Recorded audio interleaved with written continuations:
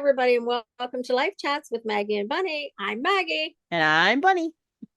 Welcome, welcome, welcome. Well, Bunny, do we need to put a little disclaimer in to tell everybody to buckle up their seatbelts? Because get ready. We're going to talk about something that nobody wants to talk about, something that's Yeah, kind of a little taboo. a Should little we, taboo. could you put that on there first? Like, how do we put that on there, the disclaimer ahead of time? Maybe you can figure that out before we post. Yeah. I don't know. But yes, everybody, that's what we're going to talk about today because the guest today is Drum roll. Maggie. Maggie. Maggie, the Death Doula, is the guest on Life Chats today because the world's changing. I'm changing. My business is changing.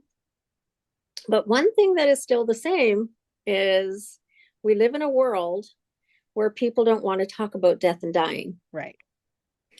And I'm trying to crack that egg, plop it out, put it on the plate. Because the more that we talk about something, the easier it is to handle. Right. And especially a topic like this, because I hate to break it to you, you guys out there in the listening world, but 100% of us are going to die. Yes. So why don't we talk about it? Mm-hmm. Why is it something that's taboo? I mean, it's Honey, not do you taboo. know the answer? Well, I don't know the answer. It's not taboo everywhere, though. Like, not all cultures is taboo, but definitely for Right. our society, like definitely in Canada, North America, certain countries it is It's not very. taboo if you're at my table. Yeah. Yeah. Yeah. But But I think it is. I think a big thing of it probably is the fear behind it. And I mean, having somebody pass away and having grief and stuff. And so like it is kind of touchy, like in that kind of way. And so that's probably why it isn't spoken about mhm. very often, and why people kind of, I think also people are afraid that when you say something out loud, it means it will happen. So if you were to like talk about, say a healthy person who's 20 years old saying that they want to write their will and or do estate planning and that kind of stuff, and they're not Mhm. sick or anything, they're perfectly healthy, and people would be like, well, you're just asking the universe to like have something But happen. what if part of breaking that curse, so to speak, Hmm. if we just accepted that 100% of us are going to die? Right. So we don't really have the ability. Yes, we can choose to make it happen, Right. but we don't have the power to control life and death. We've already Right. figured that out. Yeah. Yeah. Because if we had the power to control life and death, you know, people that we loved wouldn't die. Right. People that we don't like might. But let's just put it on the table that we don't have that power. Right. I do tell my clients when you're young is the best time to start thinking about life and death. Right. Because if you think about life and death, it changes the way you live your life. Right. If you talk openly about it before you're given a diagnosis Hmm. of death, it makes having those conversations easier. And because what I can tell you from the clients that I do talk to and deal with, people do need to talk about things when they do get that diagnosis. Right. And just because it's uncomfortable is not reason enough not to talk about it. Hmm. Because people need to express their fears, even if you can't change them, even if it makes you uncomfortable. I've gone to talk before and do presentations before at a long-term care facility to the staff. And at the end of it, I said, this is how we can help you here. And what I was told was, oh, well, we don't talk about death and dying here. Yeah. And I said, well, is anyone leaving who Yeah. doesn't die? No. I said, well, I can guarantee you just because you don't talk about it doesn't mean that the residents aren't thinking about it. Right. You know, even for example, when somebody gets a diagnosis of cancer, yes, not everybody who gets cancer is going to die. And we Right. want to focus on the living.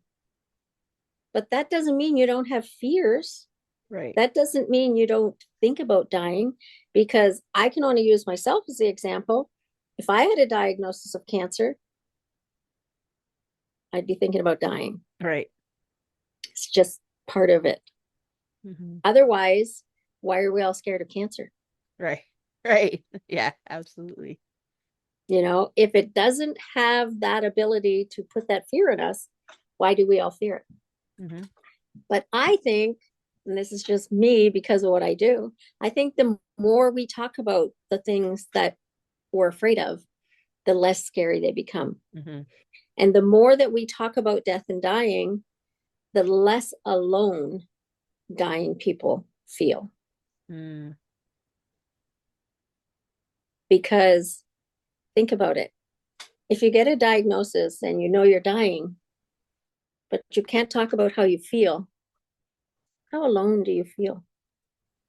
That is very, very true. Now, I will say, as a person who was the caregiver for somebody who was actively dying, um, I didn't like to talk to him about it. And I did encourage him to talk to other people, right? Mm-hmm. But like, so I do think that's why, for sure, a death doula like you is a good resource for people who might not have somebody in their life who can handle talking frankly and openly about the dying process. So let me ask you this question. Hmm.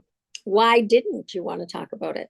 I didn't want to think about what it was going to be like after he died. So I was trying to focus on keeping him alive as long as I could. Mm-hmm. That was my stuff. Like I knew that he was going to die. Um, because that was the process, but I just didn't know kind of like obviously we didn't know when or how long or anything like that. Mm-hmm. Not even just the fact of, that his cancer was so rare that the doctors didn't even know the answer to that. But even when they do, like they can't predict exactly, the Right. thing. Right. So, but it Because we can't was control life and death. yeah, but for me in that moment, the survival mode of being able to be the caretaker for him and to be able to do the things that I needed to do and to get through the days, that what I needed to do, I couldn't think about what was Mm-hmm. going to happen when he died. Like even when we moved the hospital bed into the dining room, even when he had the nurses coming, even when like all of that kind of stuff, it was still not something I could handle at Mm-hmm. that time. So, given what you know now and the fact that you know me and you know Yeah, what I do you think there would be any benefit had you now, if you were in that right. situation Yeah. now? Do you think you would want to talk about your feelings now?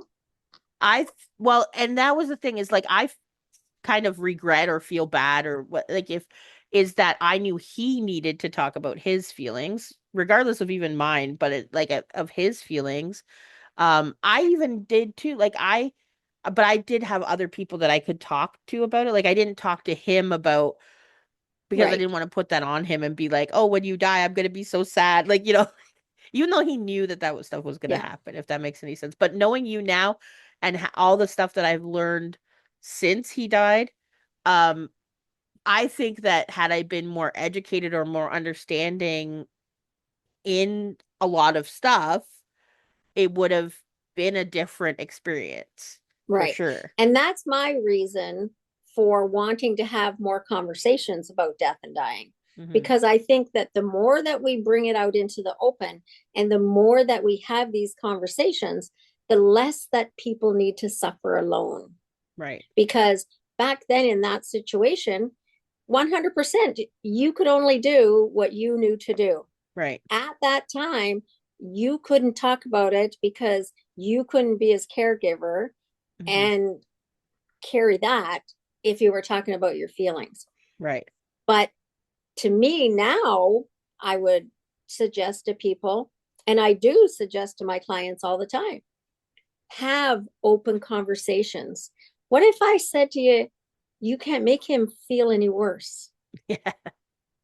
What if I said to you, he might be okay knowing how hard it's going to be for you when he dies? Yeah. What about if I said to you, just hold his hand and have that conversation about, I'm really going to miss you. Mm-hmm. It might help you and it might help him. Right. Those conversations are okay. We avoid conversations because we don't want to hurt somebody, but they're already hurting. Yeah. We don't want to hurt ourselves, but we're already hurting. Mm-hmm. So we don't do the things that could possibly make us feel better or make us feel full, make us feel loved, make us hurt together. Mm. Because yes, always with death and dying, there's going to be grief, Mm-hmm. there's going to be suffering, there's probably going to be some pain, but don't add to it Yeah. by giving yourself more. And I tell all of my clients, somebody's feeling bad already. You're not making them feel worse Yeah. It's true. by telling them how you feel. Because sometimes the person who's dying is worrying more about the person who's going to be alive. Yeah. And they might just need to know that you're going to be okay. And you Yeah. don't know how much it might mean to somebody for them to know you're going to be okay. Mm-hmm. I don't know how I'm going to be okay, but I'm going to be okay. I'll figure it out. Just like I'm figuring out this. You know, we have to figure out death and dying and how to have those conversations, you know, before it happens so that it isn't so uncomfortable. You Yeah. know, there's so many books and stories out there for young children about everything under the sun. Mm-hmm. But how do we talk to a child about death and dying if we as adults avoid the conversation? And that is something like for sure, children, we try to, or at least from what I have understood and observed, we try to keep them innocent longer, and we think that by not sharing the fact that, um somebody dies or whatever, and then they learn it through deaths of pets or people in their family or something that happens. And then in that moment, it's like we're also sad and going through grief, and they're confused because they've never had it before. And it's like, how do we usher them through that, or how do we support them in that if we haven't talked about it beforehand Right. and, educated them a little bit beforehand about what And if we're happens? uncomfortable about talking about it, Hmm. you know, it's kind of the same way. I remember back when I was a kid, I wouldn't talk to my parents about sex. Yeah. And, you know, there are people that do. Hmm. And it's so much better when you can have those kind of open lines of communication that you can talk about things that are uncomfortable or hard. Hmm. And I said to somebody um, the other day, I kind of see myself as a death doula, as the lady who talks about uncomfortable conversations, just like when I was a teenager, there was this lady on TV who talked Yeah. about sex. You could call in and ask any question to Dr. Sue, Yeah. and, and And she even would Dr. answer any Ruth, we question. know her too. Dr. Yeah. Ruth, yeah, there's Yeah. all kinds of them. And I see myself as that kind of person. You can call Maggie and ask any question you want about death and dying, and I might not know the answer, but you can still ask the question. Yeah. And and that's what I see as death doulas do. We companion people along that journey, but we're also educators, Right. because how can somebody hire us if they don't know they need us? Right. So before I actively work as a death doula, the bigger part of my job is to be educating Right. about death and dying. Yes. Because how many people are there in this world? And you listeners out there know the first time you set foot in a funeral home is when you're grieving. Right. I work through a funeral home for grief support. And I've said to them there, why don't we have open house when people can come to a funeral when there's no death? Yeah. Let them come see what it's all about. Let them see that it's not a scary place. Hmm. Let them come and have a cup of coffee Yeah. before somebody dies. But why is that unthinkable? Hmm. Why is that weird? Why is it we talk about death and dying on Halloween? It's Yeah. okay then. Yeah. You can put all kinds of scarecrows out in your yard, but on Halloween, but what if I had a sign out on my lawn all the time that said, I talk about death and dying. Come on in. Yeah. But I think that we do have to get to that place to take the sharpness of it away, Mhm. to make it as normal as we talk about everything else. Yeah. And what kind of world would we have if we could be free to talk about all of those things that are scary to us? Mhm. Is there something scarier than death? I don't know. Yeah. Huh. Are there other things that we make taboo that you can't talk about them the way that we do death and dying? And it's Yeah. not all over the world. Yeah. You know, some parts of the world, death doulas are very popular, and having death cafes where people can just come and talk about all that's death, Mhm. giving people an outlet. Why are we afraid?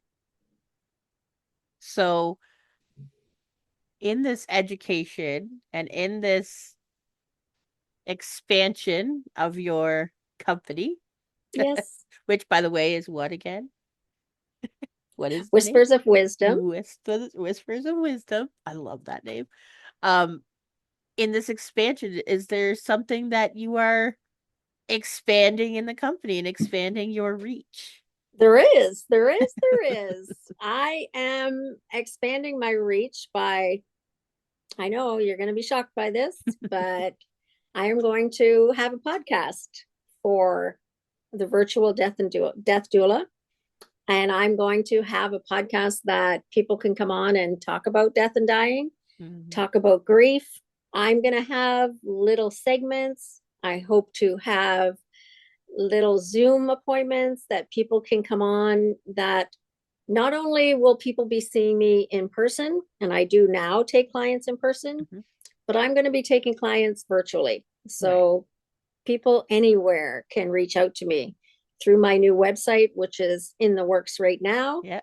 And I will be launching a new logo, which will incorporate that. And I'll be showing that soon, maybe by the Yeah. new year for sure. But it is my hope too, and listen out there, all of you people in the radio world, it is my hope to one day be on the radio and have Mhm. a radio conversation where people could call in and ask questions about death and dying. I'll be the first to say I don't know all the answers, Right. but that doesn't mean you can't ask the question. Yeah. Just because we don't know all the answers doesn't mean we have to pack it away and hide it in a closet until somebody does. Because there are many things in this world that we don't know all the answers to. Mm-hmm. But I don't know of too many things in this world that we don't talk about, Right. like we don't talk about death, dying, and grief. Yeah. You know, we have in our world Bell Let's Talk Day, where we talk Mm-hmm. about mental health issues. When I grew up, you didn't talk about domestic violence or Right. sexual abuse and all of those things. We talk about those things now. Mm-hmm. But from the beginning of time, death and dying was happening, but we never make it okay to talk about. Mm-hmm. What if we just make it okay to talk about? Well, that's what Maggie's doing. Yep. You're going to see a lot more things come up where I'm just making myself available to talk about death and dying. I'm going to be having once a month Zooms that people can get on and Mm-hmm. come and leave your camera on or turn your camera off, whatever you want. It's going to be, no rules that you need to come in, Right. no question that you can't ask. Mm-hmm. And I'll be the first to say, if it's not something I know the answer to, that doesn't mean I won't try to help you find the answer. Right. And some things, when it comes to death and dying, there is no answer. Mm-hmm. You know, can I stop when, if somebody said to me, why do children have to die young? I don't know. There is no answer for that. There's many things to do with death, dying, and grief that there's no right or wrong. There just is. Yeah. And And I think you'll be able to talk to people even if you can't have the answers, at least you can talk and express and hold Yeah. space for the feelings. And sometimes people just need to get their feelings out there. Right. Sometimes people just need to know that it's okay to feel this way. And one thing I tell all of my clients, it's okay to feel however you feel. Mm-hmm. There's no right or wrong way to die. There's no right or wrong way to have conversations about death and dying and things that are difficult. It's important to talk about it, though. Yeah. Shoving it away so people die alone because they're afraid to talk doesn't help. It's like you said, you sometimes have regret. Yeah. I don't want people to have regret. I want people to be able to have those conversations that they want to have or choose that they don't want to have them. Right. You know, not every dying person has the same journey and wants to talk about it the same way, but some do. Yeah. And I wanted It's to saying, make sure that we also say that it's not just for the dying that you help as well. I know you said grief support, but also in like for a caretaker or for somebody yes. who like is a family who is they have somebody who's dying, they also can come to you as Mm-hmm. well to get your Yeah, because services. like you said, when you were caring for Steve, you kind of had to put what you needed on the back burner and Right. in order to be able to help him. Right. And I'm saying it doesn't have to be an either or. Right. What if you could care for him and care for you? Right. Because caregivers certainly are pouring from a lot of empty cups. Yeah. Where if I can support you and help you to fill your cup so that you know you're not running out, and help people to find out what resources are out there in the world and out there for you. Sometimes that's what it's all about, is just learning that there's other places you can go for help, Right. or it's just safe to say your feelings, Mm-hmm. because there is no right or wrong. However you feel is how you feel. Yeah. And the same as however you did it back then when Steve was dying was the right way to do it, Right. because that's what you were doing. Mm-hmm. You know, in all the things that you did was right at the time. Yeah, you Mm-hmm. might do it different now, Right. but you can only do what you know to do Yeah. when you know to do it. Your favorite Maya Angelou quote, right? When you Do know the better, you best you do can until you know better. When you know better, you do better. better. Right. And that's what we're all doing.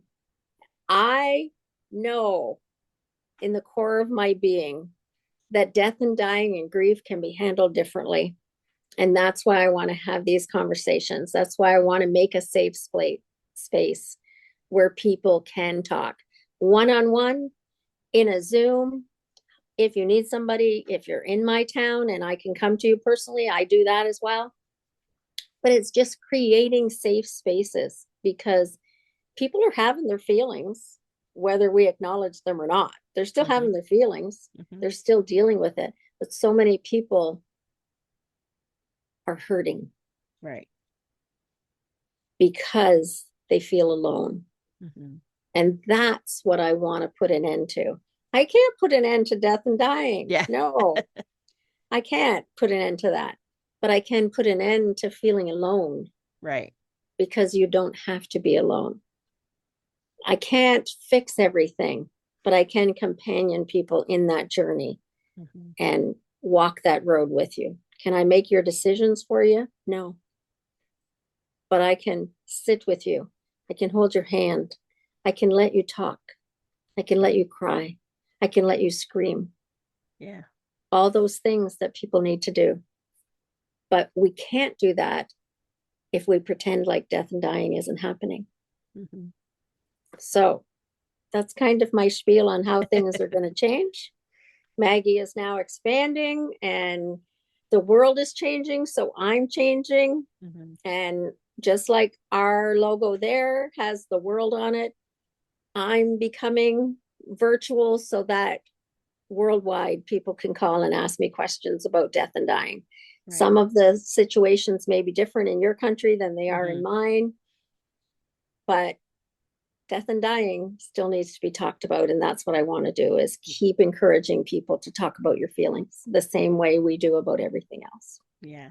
Yeah. And that's, I want to let people know too, that's not, Maggie isn't just about death and dying. Like she has, it's just, it is a passion, and it is something that, that since I've known you, you've wanted to educate and have more talks and have it more out there and have it more acceptable to talk about that, to have it not be such a taboo. And like you said, when you kind of face the monsters, when you bring them out of the shadows and put them in the light, they're not so scary. You start to see They're them not for so what they scary. are. And Yeah. I will share with people as well. It's 2018 is when I became a death doula, and we're now in 2024. Mm-hmm. The greatest thing that I have got from this journey of doing this is dying people have taught me how to live. Right. So it's not morbid. People Yeah. will say all the time, how can you be around people who are dying? Like, that's Yeah. so morbid. No, it isn't. Dying people teach us what's important. Mm-hmm. Dying people pass on beautiful traditions, experiences. Yes, it's always going to be sad. Right. There's always going to be sadness in it. That's a given. But if you can take the good that is in it as well, there is so much good. Mm-hmm. And you're able to create beautiful memories. And you yourself know, in caring for Steve, Yeah. you had opportunities to create beautiful memories. Mm-hmm. And it gave you some wonderful moments that you wouldn't have had if you didn't do it. Well, even he created memories too. He never had a street motorcycle before. Like he'd had dirt bikes, but never a street bike. And he bought himself a street bike. He fixed it up. He got himself his license. He started, going out on a motorcycle. And like, even with his, I have some pictures of him visiting me at work, and he had his chemo port, wrapped up, and he had lost his hair and stuff. And he still told his story, and he still, like, he still kept living, like you said. But Yeah. he definitely did learn what things were important, what most, what he wanted to spend his time in, for sure. Yeah. For sure. So that's where I tell people all the time, don't wait till you're dying to learn Yeah. how to live. Yeah. Learn from the dying and how you want to live your life. Mm-hmm. Because as I tell every one of my clients who is on that journey of death and who is going down that road, live every day. Don't stop living until you're dead. Yeah. Even if you do have a terminal illness, even if you're bedridden, even if something seems hopeless, they still have the ability to live every Mm-hmm. day in the moment. And that's what we tell people. Don't give up living until you're not living. Yeah. And so if we just don't talk about it because we're afraid of living, you're missing out. Yeah. Because I can tell you, dying people have a lot to give. Mm-hmm. They have a lot to give. And we have so much to learn from them. But when we hide them away, we don't learn. They still go on their journey, and they still pass away, and they still get where they're going. We miss out. Right. So that's kind of it for me. That's it for you. So I'll just say, like, if you could just share your website so that people would be able to connect with you and even see, I'm sure we'll announce it too on At Above and Beyond, but people will be able to see, when it is that you're launching your new Yeah. podcast, all that kind of stuff. My website is still in its original content Yeah. of whispersofwisdom.ca. Mm-hmm. And so you can find it there. You can reach out to me either through my website, or you can reach out to me at maggiedoula@outlook.com. You can find me there. You can reach out to me through At Above and Beyond, because that's another part of what I do. And yeah, just reach out to me. And I'm planning for this launch to be in the new year. I'm hoping early in the new year. Mm-hmm. But there may be podcasts that come even before the new year. Yeah. I just like At Above and Beyond is a spirit-led business. So is Maggie. Right. So this change came about because Spirit was speaking to me about expanding and changing, Mm-hmm. and making myself available in a different way that, as you know, Bunny, I'm not that comfortable with. If somebody had told me a year ago that I would be going and becoming a virtual death doula, I would have told them they're crazy Yeah. because Maggie doesn't do that technology stuff. Well, apparently Maggie does Yes. because I can face my fears. Right. Because you say And yes. I just say yes. And so Spirit asked me to do this and to make some changes. So that's what I'm doing. Hmm. And And we'll so see what it's going to be. it's been very nice to have Maggie, the death doula, as our guest today on Out Above and Beyond on our life Oh, chats thank you with for Maggie and Buddy. inviting me. You know, my business partner said I had to. No, I'm just kidding. But yeah, so yes, for us here at Above and Beyond for Life Chats, you can reach out to us at our website at aboveandbeyond.com and for email address at aboveandbeyond@gmail.com. So that's it for me for today. Bye for now. That's it for me. Have a great day, everybody.